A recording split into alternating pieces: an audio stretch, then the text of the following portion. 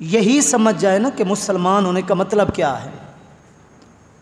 مومن صرف یہی سمجھ جائے نا کہ اللہ کی بارگاہ میں مومن کہتے کس کو ہے،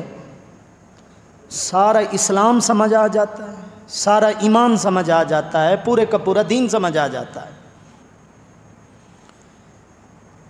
تو مسلمان کی نظر میں کبھی بھی اللہ اور اس کے محبوب کے حکم سے بڑھ کر کسی اور بات کی اہمیت ہو ہی نہیں سکتی۔ اس کے دل و دماغ میں جتنا مرتبہ رب کے حکم کا ہے، وہ مرتبہ، وہ اہمیت، وہ مقام، وہ رتبہ کسی اور کی بات کا نہیں ہو سکتا۔ اور خود اللہ رب العزت نے بھی قرآن مجید کی 5ویں سورۃ سورہ مائدہ آیت نمبر 50 کے اندر فرمایا وَمَنْ أَحْسَنُ مِنَ اللَّهِ حُكْمًا لِقَوْمٍ يُوقِنُونَ، کہ جو قوم یقین رکھنے والی ہے اس قوم کی نظر میں اللہ کے حکم سے بڑھ کر کسی اور کا حکم اچھا ہی نہیں ہے، اور اللہ کے حکم کے ہوتے ہوئے یہ جاہلیت کے حکم کو تلاش کیوں کرتے ہیں، ڈھونڈتے کیوں ہیں؟ یہ انداز ہمیں بتا رہا ہے، اور یہ انداز ہمیں مسلمان ہونا سکھا رہا ہے کہ مسلمان وہ ہوتا ہے، مومن وہ ہوتا ہے جس کے دل و دماغ میں سب سے زیادہ اس کے مالک کی، اس کے خالق کی، اس کے پروردگار کے حکم کی اہمیت ہوتی ہے۔ اور اس کے ساتھ ساتھ کوئی ایسی چیز اگر بن سنور کر ہمارے سامنے آتی ہے، ایک مرصع مزین لباس میں ہمارے سامنے آتی ہے، جس کو تو دیکھنے میں دل کرتا ہے، جس کے قریب ہونے کو دل کرتا ہے، جس کو اپنانے کو دل کرتا ہے، لیکن اگر وہ اللہ کے حکم کے خلاف ہے اور وہ اللہ کا حکم نہیں ہے، پھر بھی مسلمان ہونے کی نشانی یہ ہے کہ جو چیز جتنی بھی حسین اور بن سنور کر سامنے آئے، وہ کبھی بھی اس کو اللہ کے حکم کے درجے میں نہیں رکھ سکتا۔ طیب طیب ہے، چاہے ہماری آنکھوں کو بھلا نہ لگے، خبیث خبیث ہے، چاہے جتنا بھی من پسند ہو، جتنا بھی خوبصورت ہو۔ قرآن مجید کی اسی سورۃ سورہ مائدہ 5ویں سورۃ سورہ مائدہ کی آیت نمبر 100 کے اندر اللہ رب العزت نے شاید فرمایا قُلْ لَا يَسْتَوِي الْخَبِيثُ وَالطَّيِّبُ وَلَوْ أَعْجَبَكَ كَثْرَةُ الْخَبِيثِ، کہ خبیث چیز کی کثرت، اس کا زیادہ ہونا بھلے تمہیں پسند ہو، پھر بھی کبھی خبیث چیز پاک چیز کے برابر نہیں ہو سکتی۔ ناپاک چیز پر جتنی بھی کوئی محنت کر لے، اس کو خوبصورت سے خوبصورت تر بنائے، خوبصورت ترین بنائے، لیکن تب بھی وہ پاک چیز کے برابر نہیں ہو سکتی۔ خبیث اور طیب کبھی بھی ایک کیٹیگری میں دونوں نہیں آ سکتے۔ اور اگلے الفاظ بڑے قابل غور ہیں کہ فَاتَّقُوا اللَّهَ يَا أُولِي الْأَلْبَابِ لَعَلَّكُمْ تُفْلِحُونَ، ڈرتے رہو تم اللہ سے اے عقل والو تاکہ تم کامیاب ہو جاؤ۔ یعنی خبیث اور طیب میں ہمیشہ فرق رکھو، تب تم کامیاب ہو جاؤ گے۔ دوسرے لفظوں میں حرام جتنا بھی حسین بن کر سامنے آئے، وہ کبھی بھی حلال کے برابر نہیں ہو سکتا۔ حلال جتنا سادہ ہو، جتنا بھی تھوڑی مقدار میں ہو، بظاہر اچھا نہ لگ رہا ہو، رغبت نہ ہو رہی ہو، میلان نہ ہو رہا ہو، دل اس کی طرف شوق نہ پکڑ رہا ہو، لیکن تب بھی جو اس کا درجہ ہے، اس کے درجے کو کوئی اور چیز نہیں پہنچ سکتی۔ تو اس حوالے سے جو اللہ کے احکام ہیں، چاہے ہمیں سمجھ آئیں یا نہ آئیں، اور پھر ایسی طبیعت جو ایسے ماحول میں ڈھلے، ایسی طبیعت کو آسانی سے اللہ کے احکام پسند بھی نہیں آتے۔ ہمارے ارد گرد کا ماحول جس میں ہم پل رہے ہیں، ہم نے آنکھ کھولی ہے، ہم نے ہوش سنبھالا ہے، وہ ہمارے سامنے ہے۔ دین سے دوری کا جو ماحول ہے، اس ماحول میں جو ہماری طبیعت بنی ہے، فطرت ڈلی ہے،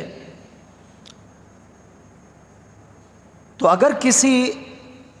ایسی چیز کی طرف دل میلان نہیں کر رہا جس کا اللہ حکم دے رہا ہے، تو اس کا یہ ہرگز مطلب نہیں ہے کہ اس چیز میں خامی ہے۔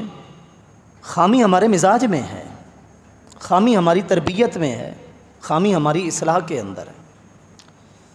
تو یہ قرآن کی آیتیں بتا رہی ہیں کہ کبھی بھی اللہ کے حکم سے بڑھ کر مومن اور یقین رکھنے والی قوم کے آگے کسی اور کا حکم اچھا ہو ہی نہیں سکتا، اور خبیث، ناپاک اور حرام جتنا بھی خوبصورت ہو جائے کبھی بھی وہ پاک اور حلال کے برابر نہیں ہو سکتا۔ اس لیے جو قانون رب نے بنایا ہے، جو معروف اور منکر کی الگ الگ اللہ رب العزت نے حدیں مقرر کر دی ہیں، جو نیکی اور بدی کا رستہ الگ الگ اللہ نے سمجھا دیا ہے، جو حلال اور حرام کے رستے اللہ رب العزت نے نکھیڑ دیے ہیں اور سمجھا دیے ہیں، ان قوانین کی، ان ضابطوں کی، ان اصول کی، ان احکام کی پابندی یوں سمجھیں مسلمان کا پہلا امتحان ہے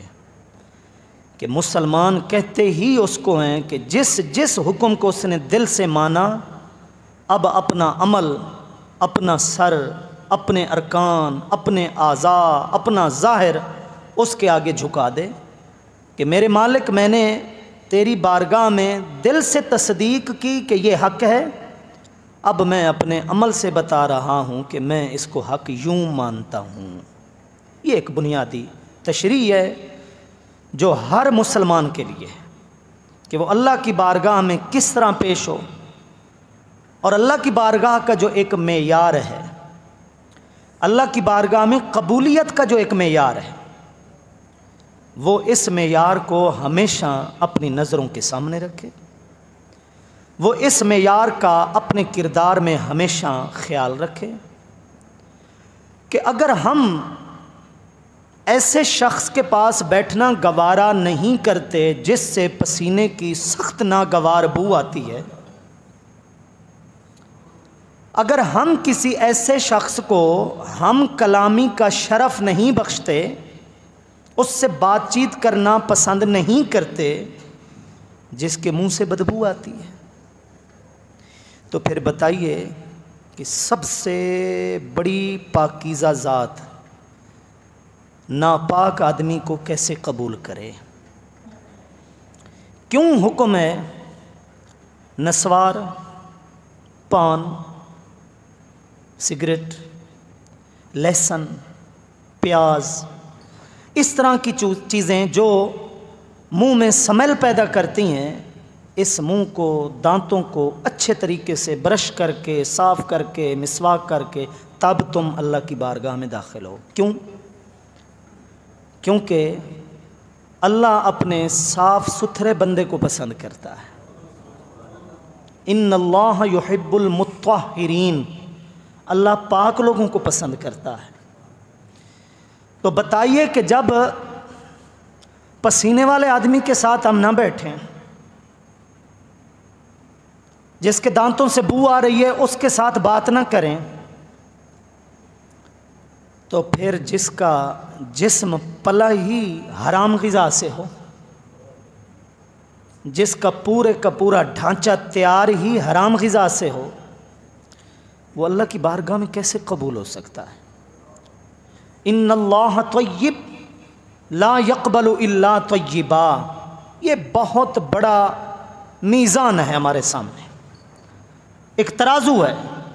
ایک ایسا قانون ہے جس پر ہم خود کو پرکھ کر فیصلہ کر سکتے ہیں کہ ہم اللہ کی بارگاہ میں کس حیثیت میں جا رہے ہیں۔ ان اللہ طیب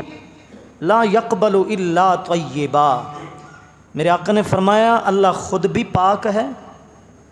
اور وہ قبول ہی صرف پاک کو کرتا ہے۔ اللہ خود بھی پاک ہے اور وہ ناپاک کو کبھی قبول نہیں کرتا، وہ صرف پاک کو قبول کرتا ہے۔ جب حلال جائے گا اندر، جس سے ہمارا خون گردش کرے گا، جس سے ہمارا جسم پرورش پائے گا، یہ من کی طہارت ہوگی، پھر ایسے من سے نکلنے والی دعائیں اللہ کی بارگاہ کے اندر قبولیت کا شرف پاتی ہیں۔ جس زبان سے حلال لقمہ پیٹ میں لے کر گئے ہیں، اس زبان سے نکلنے والے الفاظ کی اللہ لاج رکھتا ہے۔ جس بندے نے ہمیشہ خود کو پوری احتیاط کے ساتھ حلال کے ساتھ جوڑے رکھا، اس بندے کا اللہ کی بارگاہ کے اندر ایک بھرم ہوتا ہے جس کو اللہ رسوا نہیں کرتا۔ اس کی زبان سے نکلے ہوئے الفاظ کی اللہ رب العزت لاج رکھ لیتا ہے۔ جو ہاتھ بعد میں اٹھایا کرتے تھے اور دعائیں پہلے قبول ہو جائیں کرتی تھیں، آپ ان کا کردار دیکھیے، ان کا کردار پڑھیے، ان کی سیرت کا مطالعہ کیجیے کہ وہ حلال و حرام کا کتنا فرق کیا کرتے تھے۔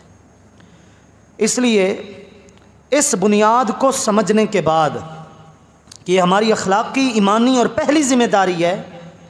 کہ ہماری نظر میں اللہ کا بنایا ہوا قانون کتنی اہمیت کا حامل ہے، اس کے بعد دیکھیے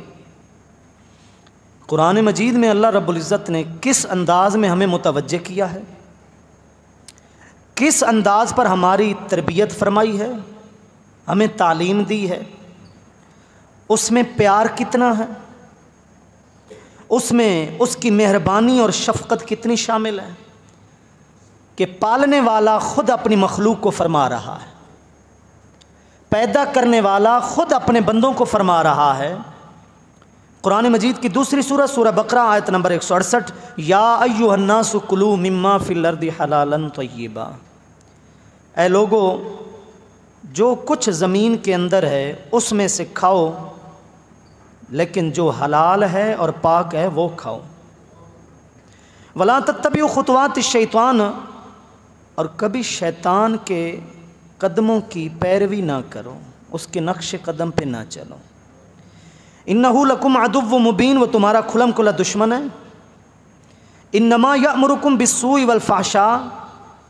اس کے سوا کچھ نہیں ہے کہ وہ تمہیں صرف اور صرف بے حیائی اور برائی کا حکم دیتا ہے۔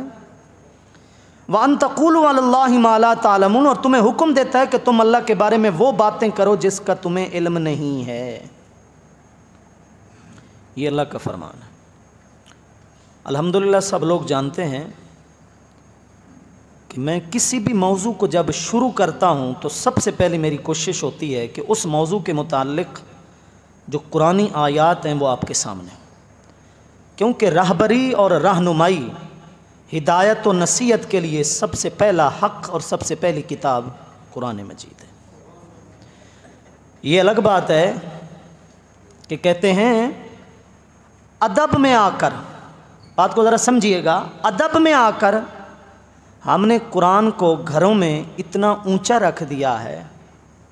کہ اب وہاں تک ہمارے ہاتھ نہیں پہنچتے، نہ ہاتھ پہنچتے ہیں نہ اٹھاتے ہیں،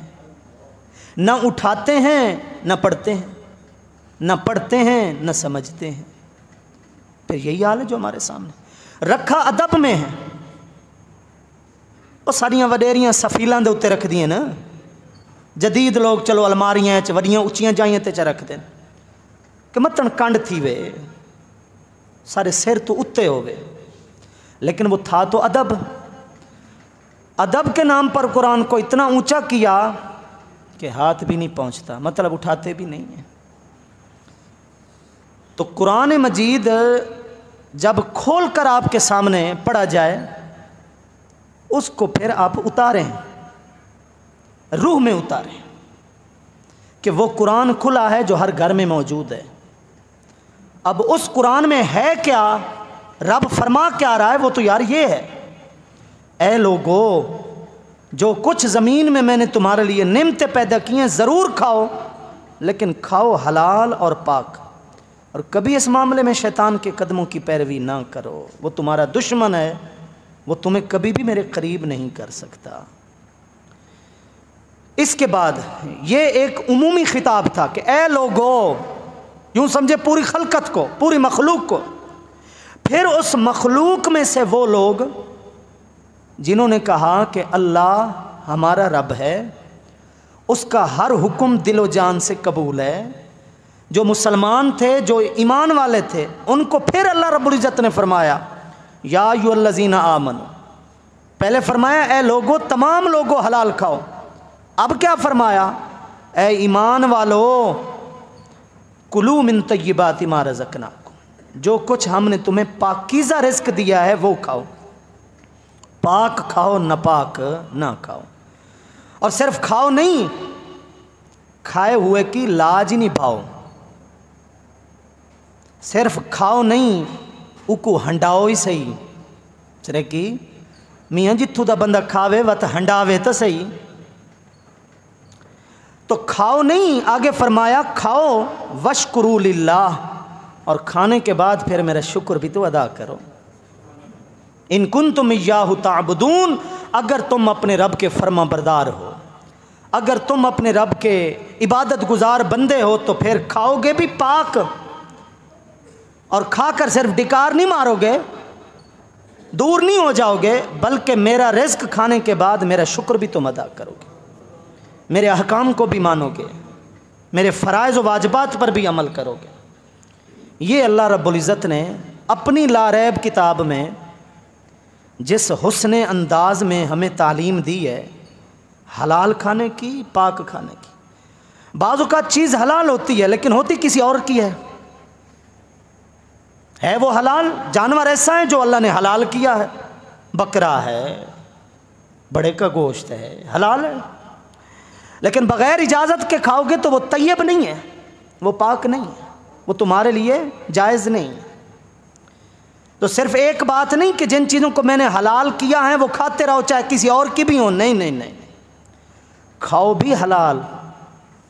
اور دوسرے کی کھاؤ تو پھر پوری اجازت کے ساتھ کھاؤ، بغیر اجازت کے نہیں کھاؤ، حلال بھی جائے اور پاک بھی جائے۔ اس لیے آگے فرمایا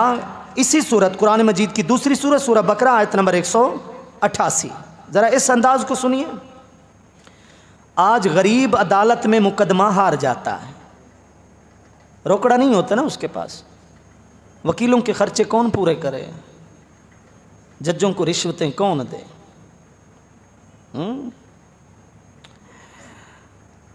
غریب تو مقدمہ ہار جاتا ہے، لیکن دولت مند اور مال والا اس پلاٹ کا مقدمہ جیت جاتا ہے جو اس نے کسی یتیم کے پلاٹ پر قبضہ کیا ہوا ہوتا ہے۔ جناب پہلے قبضہ تھا، پہلے صرف دعویٰ تھا، اب دیکھو میرے پاس کاغذات ہیں، کیا مشکل کام ہے۔ لیکن رب فرما رہا ہے وَلَا تَأْكُلُوا أَمْوَالَكُمْ بَيْنَكُمْ بِالْبَاطِلِ، ایک دوسرے کے مال باطل طریقے سے نہ کھاؤ، وَتُدْلُوا بِهَا إِلَى الْحُكَّامِ لِتَأْكُلُوا فَرِيقًا مِّنْ أَمْوَالِ النَّاسِ بِالْإِثْمِ، اور ایسے نجائز مقدمے عدالتوں میں نہ لے کر جاؤ۔ اس سے بڑی کوئی تعلیم ہے یار، بتائیں؟ قرآن نے کتنا حلال و حرام کے مسئلے کو کھول کر بیان کیا۔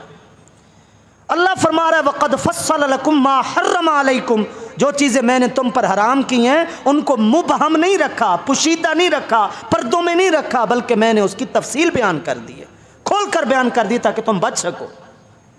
فرمایا آپس کے مال باطل طریقے سے نہ کھاؤ، وَتُدْلُوا بِهَا إِلَى الْحُكَّامِ، یہ حاکموں کے پاس، عدالتوں میں، قاضیوں کے پاس یہ نجائز مقدمے لے کر نہ جاؤ، اس نیت سے کہ لِتَأْكُلُوا فَرِيقًا مِّنْ أَمْوَالِ النَّاسِ بِالْإِثْمِ، کہ گناہ والے طریقے سے تم کسی اور کے مال کو کھا رہے ہو، وَأَنْتُمْ تَعْلَمُونَ، حالانکہ تم جانتے ہو کہ میں نجائز کھا رہا ہوں۔ اس معاملے میں اللہ نے یوں سمجھیں ضمیر کو گواہ بنا دیا کہ تم نے مقدمہ جیت لیا ہے، دنیا مانے گی کہ جس کے پاس کاغذ ہیں حق اسی کا ہے، جس کے پاس پروف ہے یار یہ زمین اسی کی ہے، یہ پلاٹ اسی کا ہے، لیکن تو چچا تھا، تیرا بھائی فوت ہوا، تو اپنے یتیم بھتیجوں کا سرپرست بنا، اور وہ حد جو ایک بیگھے کی تھی، ایک ایکڑ کی تھی، اس کو کاٹتے کاٹتے کاٹتے پہلے گز کاٹے، پھر مرلے کاٹے، پھر کنال پر قبضہ کیا۔ اب یتیم بڑے ہوئے تو انہوں نے کہا کہ ہماری اتنی زمین، تم نے کہا نہیں بیٹا یہ تو حد بڑی پرانی ہے۔ فرمایا وَأَنْتُمْ تَعْلَمُونَ، اس نجائز کو تو بھی تو جانتا ہے کہ یہ نجائز ہے۔ یہ سب سے بڑی عدالت ہے جو اللہ نے خود ہماری لگا دی ہے کہ تم حکام کے پاس جا رہے ہو، فیصلہ ہو جائے تمہارے حق میں، لیکن ادھر فیصلہ کون کرے گا؟ تو اس لیے کوئی گنجائش باقی نہ رکھی،